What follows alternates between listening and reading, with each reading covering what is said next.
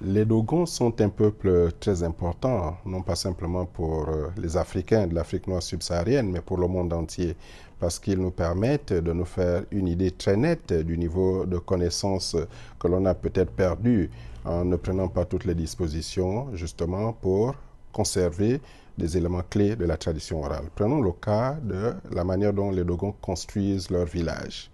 Lorsqu'il y a un nouveau village, et ça c'est Marcel Griol qui le montre dans un livre, le titre c'est Diodo, vous voyez bien quand on s'intéresse au titre, eh bien on se trouve que le titre n'est pas intéressant, mais en rentrant dans le corpus, la lecture du texte, alors c'est extraordinaire.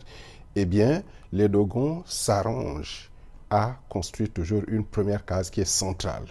Et toutes les cases sont construites autour de cette case centrale. Très souvent, tout le tout forme un carré.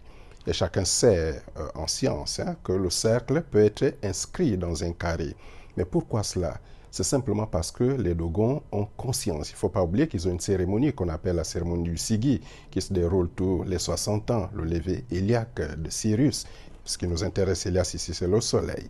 Eh bien, la case centrale représente simplement le soleil. Du coup, toutes les autres cases représentent les planètes qui gravitent autour du soleil. Donc, c'est le système héliocentrique qui est ici représenté. Ça veut dire que les Dogons, pour éviter que le géocentrisme s'impose, pour que le géocentrisme s'impose, et que chacun comprenne que c'est l'héliocentrisme qui doit prévaloir, et ils ont choisi justement de représenter tout cela concrètement. C'est exactement comme si des mathématiciens représentaient des figures dans des livres qu'on conserve, mais ici c'est un village que l'on habite. Ça c'est une chose. La deuxième chose qui montre que nous sommes toujours dans l'ordre scientifique. Dans un premier temps, chacun a vu le rapport justement entre la case et l'ordre cosmique.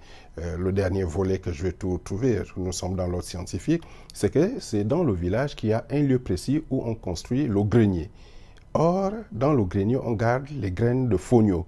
La graine de fonio, justement, est appelée la plus petite, et représente la plus petite chose du monde que les Dogons appellent Po. Po, c'est l'atome. Et ils disent que Po a un centre autour duquel gravitent plusieurs yala.